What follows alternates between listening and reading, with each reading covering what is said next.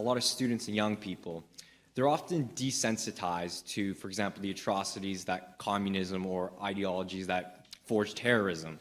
And maybe it's some sort of Stockholm syndrome that I'm seeing, where it's like people are just, they're like trapped and they feel in a way they can't do anything about it. And then they start to like communism, or they start to see more socialist or adopt socialist policies that in the end will get them killed, will get them hurt. I was wondering if you kind of like elaborate on what you think can be done about that, or even if something can be done in that respect.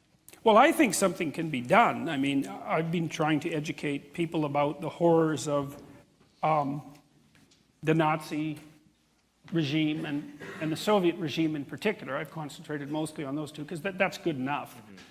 And trying to let people know that it was through the fault of people much like them that those systems arose,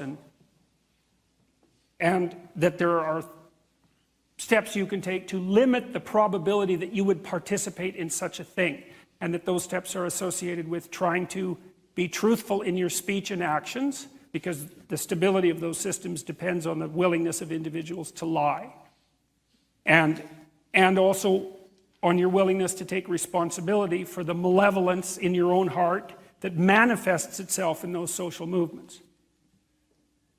And so that when I do my lectures, when I do talks like this, when I put them on YouTube, what I'm trying to do is exactly that, because that was the best pathway forward through such things that I could think up over 20 years of thinking about it.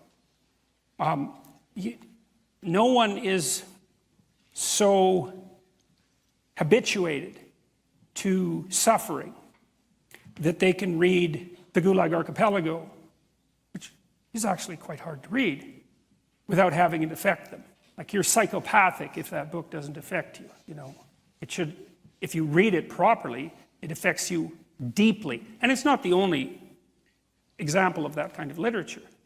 So the people who are habituated aren't. They've just been shown low-resolution representations of things they don't understand that look vaguely bad. They don't know a damn thing about them. And our education system has done a tremendously appalling job of educating young people about the absolute catastrophe of radical leftism.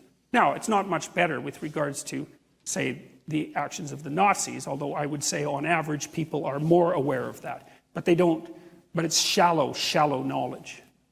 So you make the knowledge deep, and deep knowledge changes people and wakes them up. You know, I mean, the only reason that I ever got convinced that good and evil were real, more real than anything else, wasn't because I learned that good was real.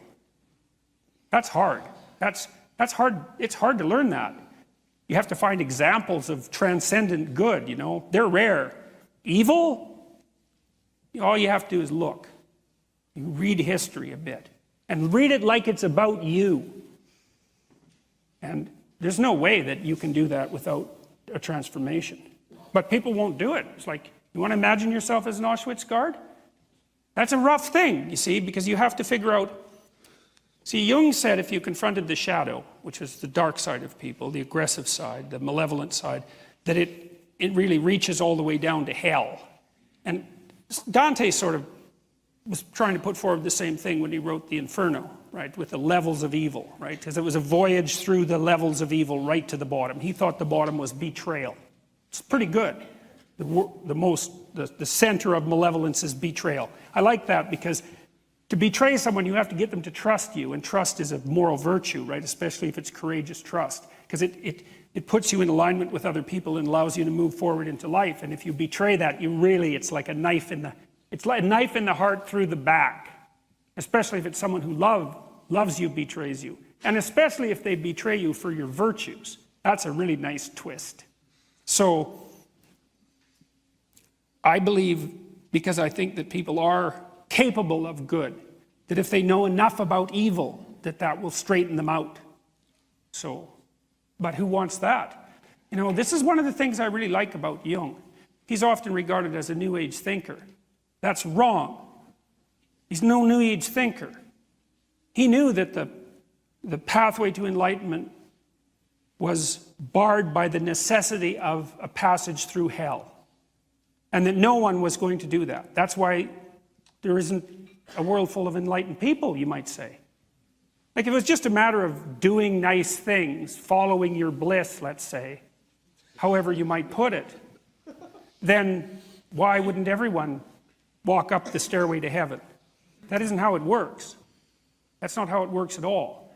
I don't think you can be convinced of the necessity for moral action until you understand exactly how dark and terrible things can get, and that it's your fault that they're getting that way. Who wants to think that?